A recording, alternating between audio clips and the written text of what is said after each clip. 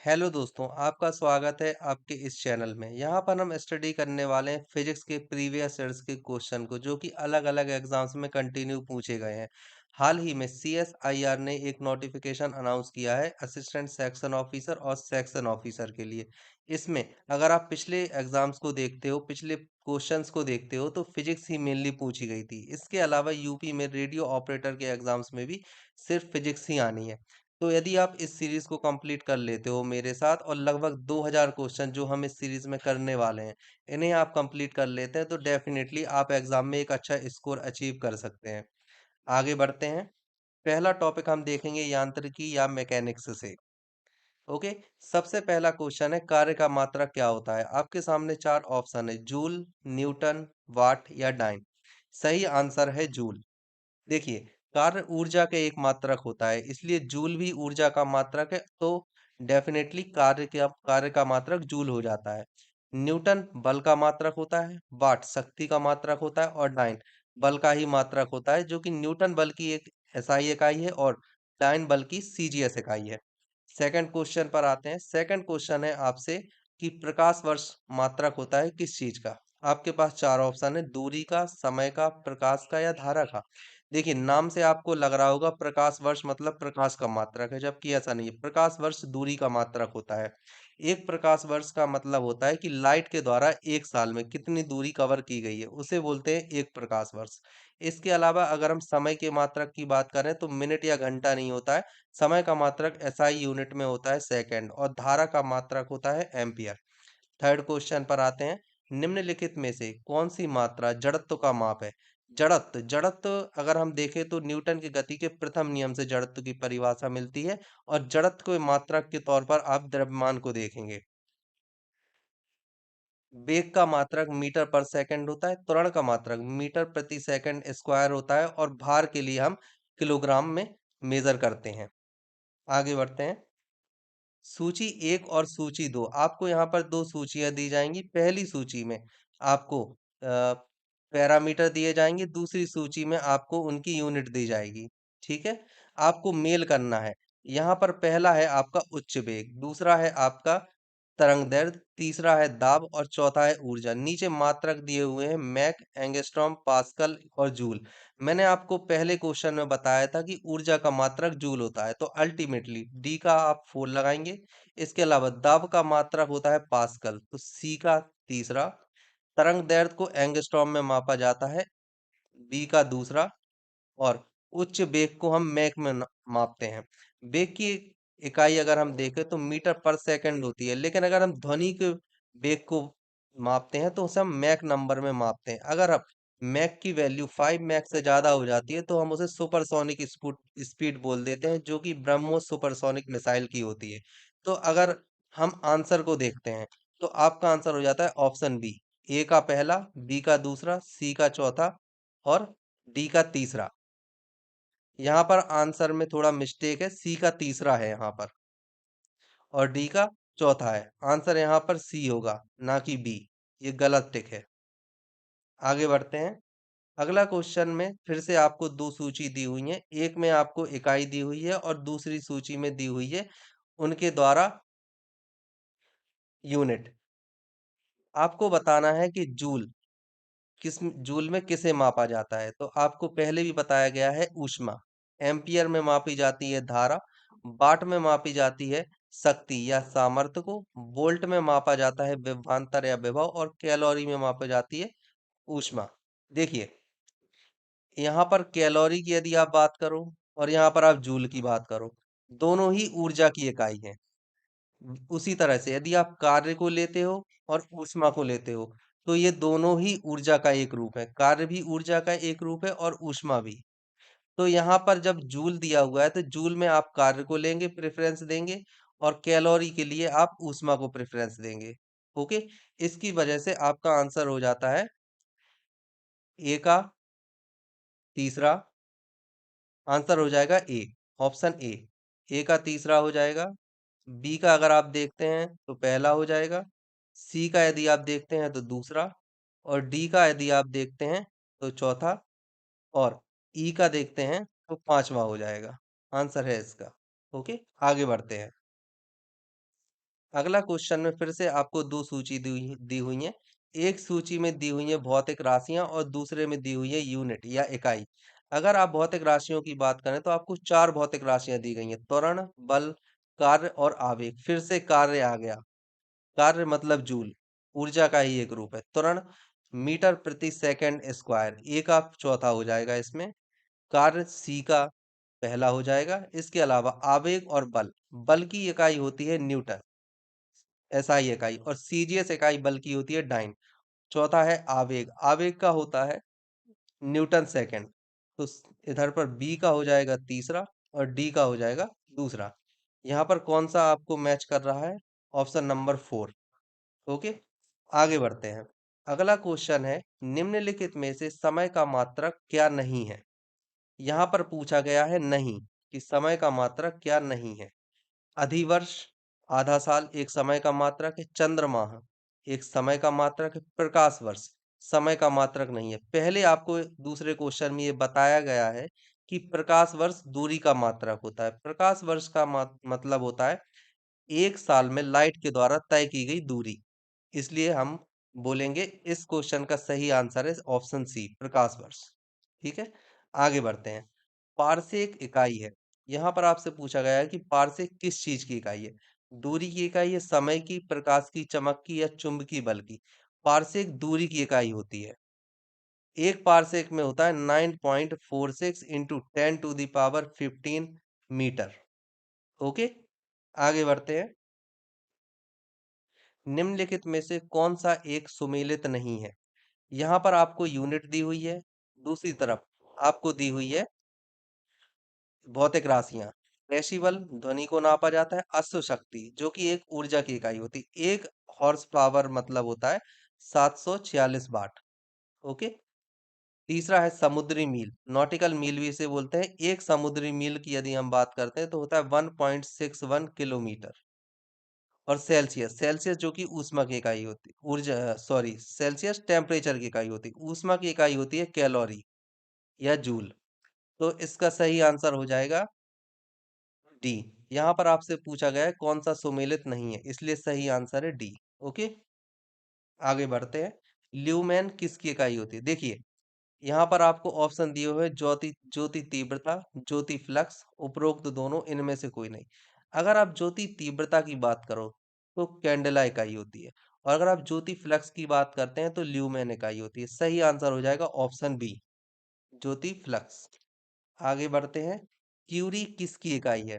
रेडियोधर्मिता की, टेम्परेचर की, ऊष्मा की, या ऊर्जा की? आपको पहले ही बताया गया है, ऊर्जा की इकाई है जूल, ऊष्मा की इकाई है कैलोरी, तापक्रम के लिए हम डिग्री सेल्सियस या फ़ारेनहाइट लेते हैं। तो बचता है रेडियो एक्टिव धर्मिता। क्यूरी रेडियो एक्टिव धर्मिता की इकाई है। इस इकाई को क्यूरी नाम दिया गया था मैडम क्यूरी के सम्मान के लिए, जो कि 2 बार नोबेल प्राइज विनर रह चुकी हैं। आगे बढ़ते हैं। पास्कल इकाई किसकी है? आर्द्रता की, दाब की, वर्षा की, या तापमान की? आर्द्रता की इकाई होती है वॉल्यूम पर मीटर क्यूब, मतलब ग्राम पर मीटर क्यूब में से नापते हैं आर्द्रता को। दाब को हम मापते हैं पास्कल में, वर्षा को हम मापते हैं सेंटीमीटर में, और तापक्रम की इकाई होती है टेम्परेचर की, डिग्री सेल्सियस या फ़ारेनहाइट। सही आंसर है पास्कल इकाई है दाब की। आगे बढ़ते हैं। कैंडिला मात्रक है। पिछले क्वेश्चन में हम देख चुके हैं कि कैंडिला, उसमें आपसे पूछा गया था ल्यूमेन किसकी इकाई है, वहां पर आंसर था ज्योति फ्लक्स की। यहाँ पर बात आती है कैंडिला की, जो मैंने पिछले क्वेश्चन में ही आपको बता दिया था कि कैंडिला ज्योति तीव्रता की इकाई होती है। हम ये पहले डिस्कस कर चुके हैं। आगे बढ़ते हैं। जूल निम्नलिखित की इकाई है। ऑलरेडी ये क्वेश्चन दोबारा है। जूल इकाई है ऊर्जा की, कार्य ऊर्जा का एक रूप है, इसलिए जूल ऊर्जा की इकाई है। आगे बढ़ते हैं। मात्रकों की अंतरराष्ट्रीय पद्धति कब लागू की गई थी? 1969 में, 1971 में, 1983 में, या 1991 में? मात्रकों की अंतरराष्ट्रीय इकाई से मतलब है एसआई यूनिट। सेकंड चूज किया गया था, मीटर चूज किया गया था, किलोग्राम चूज किए गए थे। तो ये कब डिसीजन लिया गया? सही आंसर है 1971। 1971 में दुनिया के लीडर्स ने बैठे और उन्होंने ये तय किया कि अंतरराष्ट्रीय यूनिट होनी चाहिए, जिससे कि व्यापार करने में सहूलियत हो। तब पेरिस में 1971 में निर्णय लिया गया था अंतरराष्ट्रीय पद्धति को लागू करने का। आगे बढ़ते हैं, हर्ट्ज मापने की यूनिट है। हर्ट्ज के द्वारा हम किसे मापते हैं? तरंग दैर्ध्य को, तरंगों की स्पष्टता को, तरंगों की तीव्रता को, तरंगों की आवृत्ति को। देखिए, तरंग दैर्ध्य को हम मापते हैं एंगस्ट्रॉम में। आपको बताना है तरंगों की स्पष्टता को किस में नापते हैं, तरंगों की तीव्रता को किस में नापते हैं। सही आंसर है हर्ट्ज, तरंगों की आवृत्ति। ओके, आगे बढ़ते हैं। विद्युत मात्रा की इकाई है। यहाँ आपसे पूछा गया है विद्युत मात्रा की क्या इकाई है? एम्पियर, ओम, वोल्ट या कूलाम। सही आंसर है एम्पियर। आपको पहले भी कई क्वेश्चंस में डिस्कस किया गया है, सूची हमने बनाई थी उसमें भी डिस्कस किया था कि एम्पियर के द्वारा विद्युत धारा को मापा जाता है। आगे बढ़ते हैं, एसआई पद्धति में लेंस की शक्ति की इकाई क्या होती है? वाट होती है, डायोप्टर होती है, ऑप्टर होती है या मीटर होती है? वाट मैंने आपको बताया था शक्ति की इकाई है, लेकिन ये लेंस की शक्ति नहीं है। दूसरा डायोप्टर, डायोप्टर सही आंसर है। तीसरा है ऑप्टर, ऑप्टर किसी चीज की इकाई नहीं होती है। चौथा है मीटर जो कि लेंथ की इकाई है। तो सही आंसर है ऑप्शन बी, डायोप्टर। आगे बढ़ते हैं, डेसिबल किसे नापने के लिए प्रयोग में लाया जाता है? खून में हीमोग्लोबिन को, पेशाब में शक्कर को, वातावरण में ध्वनि को या वायु में कण को? ऑब्वियसली डेसिबल है। डेसिबल मापने के लिए यूज किया जाता है ध्वनि को। ओके, आगे बढ़ते हैं। एम्पियर नापने की इकाई है। आपको बताना है एम्पियर किस भौतिक राशि की यूनिट है? वोल्टेज की, करंट की, प्रतिरोध की या पावर की?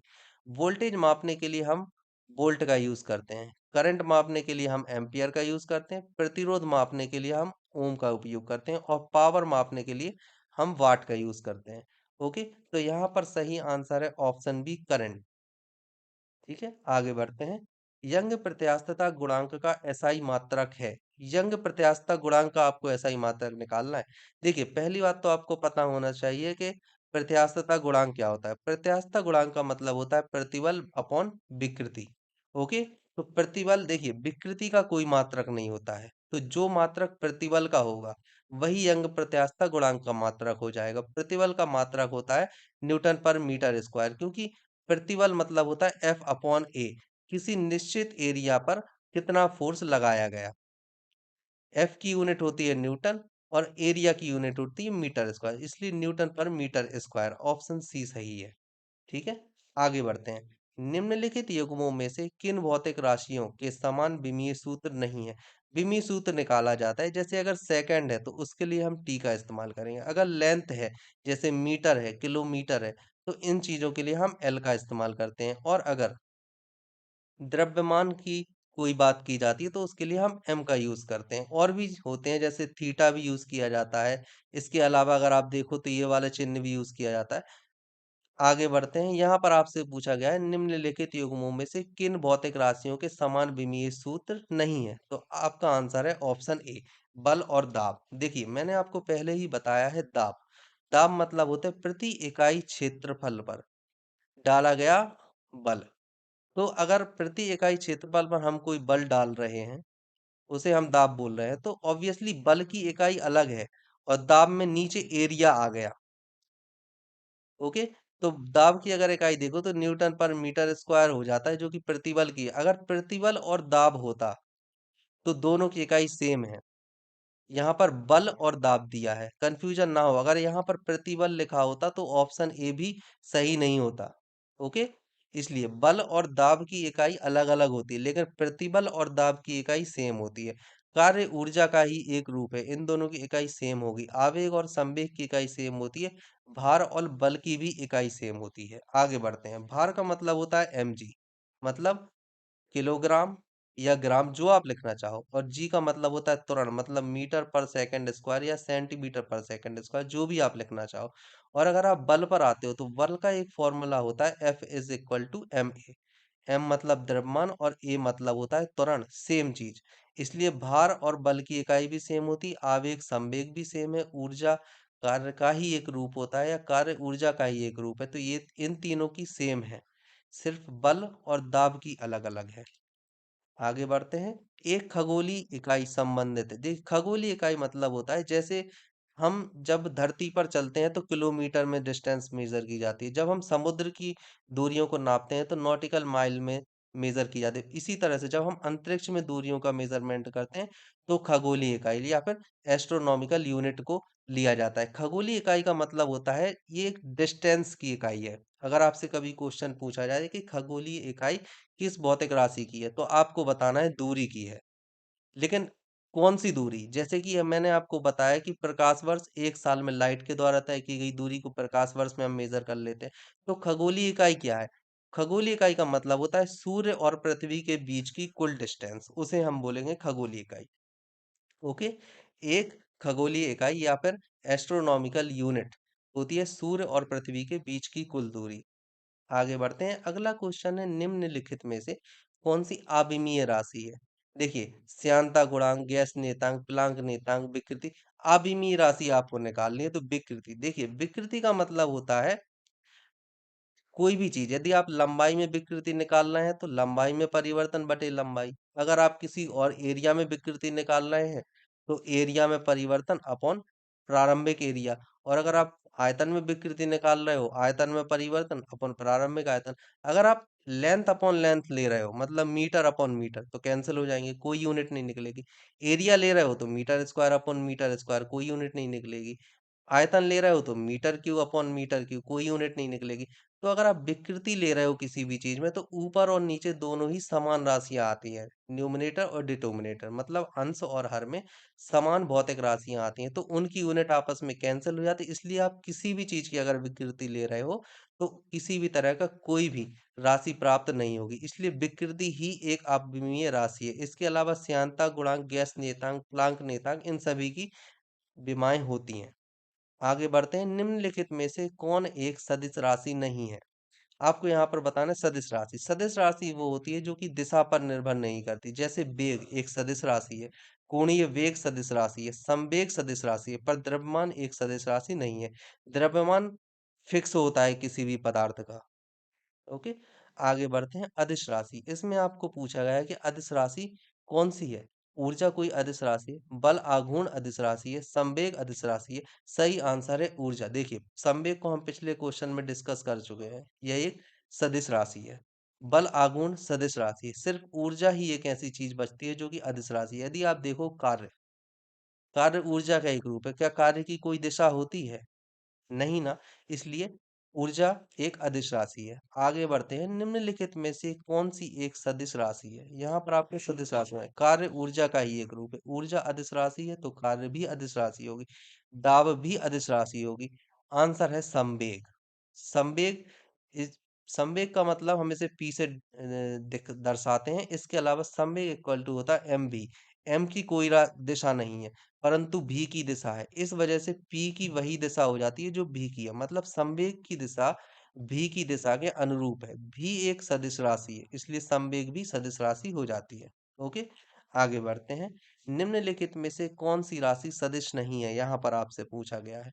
आयतन, बल, वेग या विस्थापन। देखिए अगर आप बल की बात करें तो एक सदिश राशि होगी क्योंकि बल का फॉर्मूला होता है F is equal to m a. अगर आप ए को लिखते हो त्वरण तो होता है v delta v by T मतलब वेग में परिवर्तन, और वेग एक सदिश राशि हो जाती है इसलिए बल भी सदिश राशि हो जाएगा। आप बात करते हैं वेग की तो वेग तो है ही सदिश राशि। और वेग इसलिए सदिश राशि है क्योंकि वेग होता है दूरी, डिस्टेंस अपॉन टाइम। टाइम अदिश है पर दूरी तो सदिश है। आप किस दिशा में दूरी को नाप रहे हैं? इसलिए अगर दूरी सदिश है तो वेग सदिश हो गया, और वेग सदिश है तो ए मतलब त्वरण सदिश हो गया, और जब त्वरण सदिश हो गया तो बल भी सदिश हो गया। ये होता है वेग और बल दोनों सदिश। और विस्थापन, विस्थापन भी एक तरह की दूरी होती है। विस्थापन का मतलब होता है एक बिंदु से दूसरे बिंदु के बीच की दूरी। जैसे ये गए, ये है विस्थापन। अगर आपने ऐसा कर लिया इस बिंदु से इस बिंदु के बीच में तो ये डिस्टेंस हो गई विस्थापन, और ये हो गई ये दूरी। तो विस्थापन भी एक सदिश राशि होती है जिसकी दिशा होती है अंतिम बिंदु से प्रारंभिक बिंदु की ओर। अदिश राशि है सिर्फ आयतन। आगे बढ़ते हैं। निम्नलिखित में सदिश राशि है, वही क्वेश्चन। वेग एक सदिश राशि है, द्रव्यमान सदिश राशि नहीं है, समय सदिश राशि नहीं है। यहाँ पर दो आंसर होने चाहिए निम्नलिखित में से सदिश राशि। लंबाई भी एक सदिश राशि नहीं है। द्रव्यमान एक सदिश राशि नहीं है, समय सदिश राशि नहीं है, लंबाई सदिश राशि नहीं है, पर